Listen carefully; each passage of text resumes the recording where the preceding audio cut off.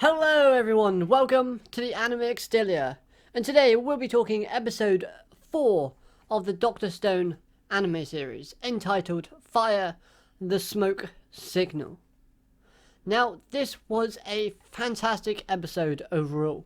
I really did enjoy this episode, from the music aspect and the sound effect that were used in this episode, but all fantastic, brilliant. But the best part of this episode was in fact the interaction between Senku and Tsukasa.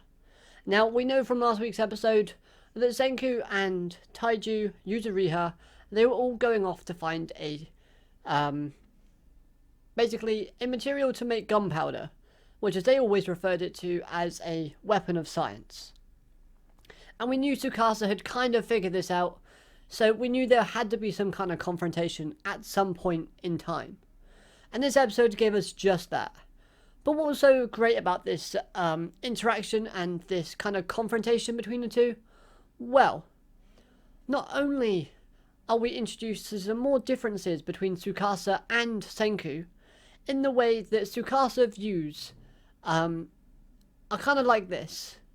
He basically says that, yes, Senku, you are in fact logical, but in fact you are someone who has a lot of friends that are precious to him, whereas I have a lot of admirers, but no one that I find precious to me. Now, obviously, this is all we know from Tsukasa at the moment. If you've read the manga, you do know that later on he does get some more development. So this isn't the last time that we see Tsukasa. Sorry to all of those who thought he was going to go up in a blaze of glory thanks to the gunpowder. That just ain't happening. You know, he's set up to be the main antagonist, and there's only, episode 4? So, yeah, no blowing up this time. Only Taiju gets blown up in this episode. But anyway, I'm sidetracking. So, we see that sort of difference in contrast, and this makes Tsukasa's choice of having Yuzuriha as a hostage all the more effective, because he knows that Yuzuriha and Taiju are two people that Senku holds dear to him. Otherwise, he would have buried Yuzuriha while she was in her petrification state, in order to kind of hide the fact that Yuzuriha is, you know, someone precious to him from Tsukasa in the first place. But the fact that he didn't meant that his friends meant too much to Senku. But that wasn't the only reason as to why I liked it. I loved the fact that throughout all of this, Tsukasa and Senku both know that even if Tsukasa wins his confrontation, Senku wouldn't live for long. Senku even offers... No, correction. Tsukasa even offers Senku to live under the condition he never, ever touches science again. He gives up on it entirely. And what follows was an amazing montage of Senku's past and how he learns what he knows in science, and showing that with great amount of determination you can achieve your goals. As we see a young Senku, Taiju, Yuzuriha basically building different kind of scientific sort of inventions and rockets after rockets until they have these little tiny dolls that you see in the background here finally reaching to space. This all happens after a young Senku declarates himself in his classroom saying that he's going to go to space now. And it's great. Even the fact that I think it was his father sold his own car so that Santa Claus could give Senku all the scientific tools that he needed. One question though. How expensive was his car? What make was it? Because Senku gets a ton of stuff that you wouldn't really expect a kid his age to have. So this whole confrontation between Senku and Tsukasa was just fantastic from start to finish. It really did have that sort of dreaded vibe, and the way that they ended the episode and this confrontation was just great. Brilliant.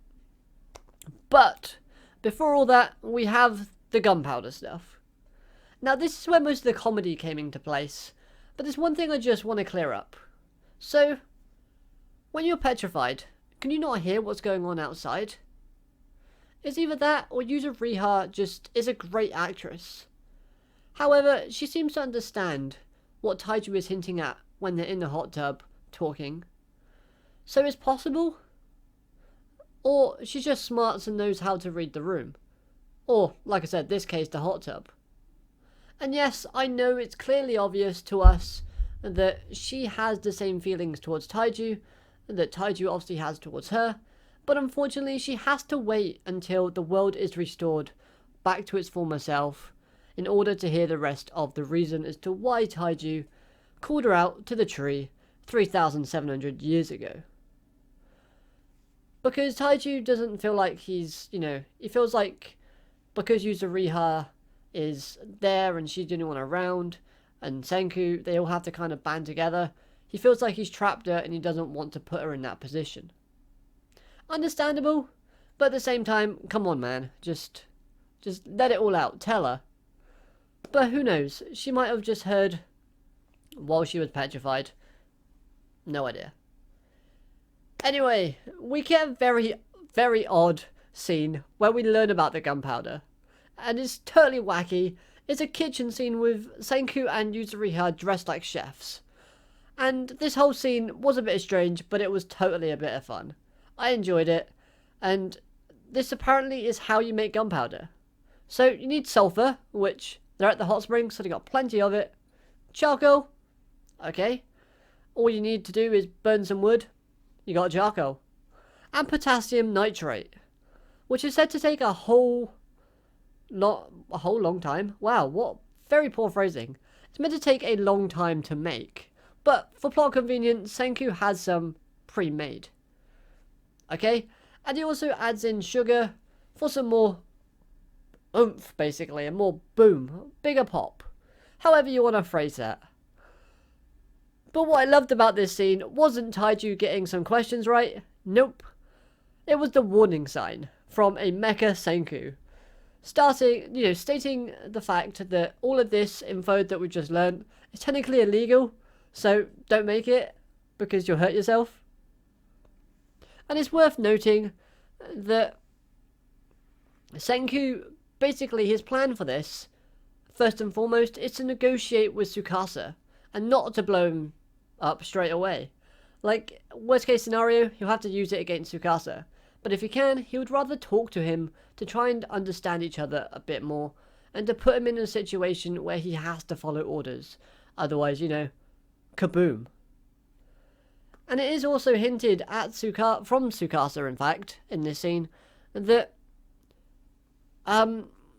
seashells are another use in making gunpowder, because that's the reason why Senku told Taiju, wait, I said 4?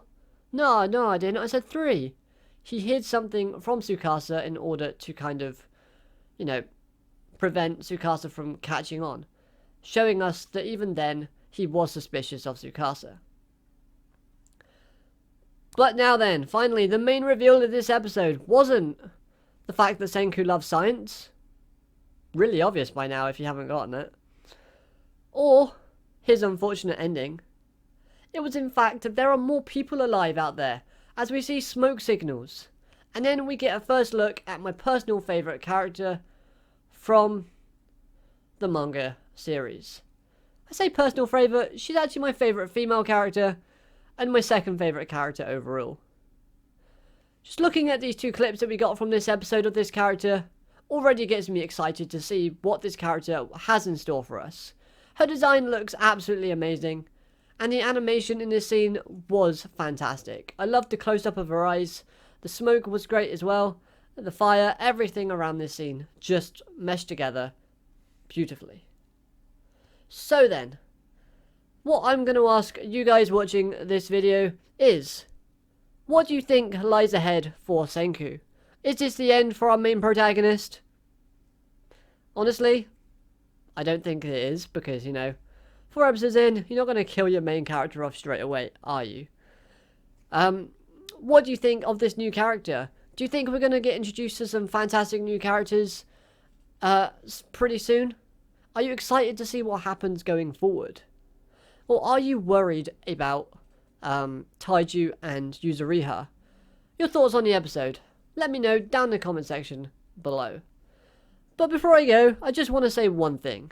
Yuzuriha as a character has actually gone up in my books in terms of, you know, being, not really being on a top 10 character list because we haven't even got 10 characters yet. But her characteristics that she shows in this episode were fantastic. She shows that even though she's a hostage, she doesn't mind. She knows what's at stake, and she's even putting her life on the line in order to stop Tsukasa from getting the miracle fluid ingredients. And as a side note, short-haired Yuzuriha, I dig it. Anyway, that's going to do it for this review. Let me know all your thoughts down in the comment section below. If you've liked this video, like always, smash that like button. Subscribe if you're new so you never miss a video from me. And until next time, I hope you'll have an amazing day. And thank you all for watching this review. I'll catch you in the next one. Bye for now.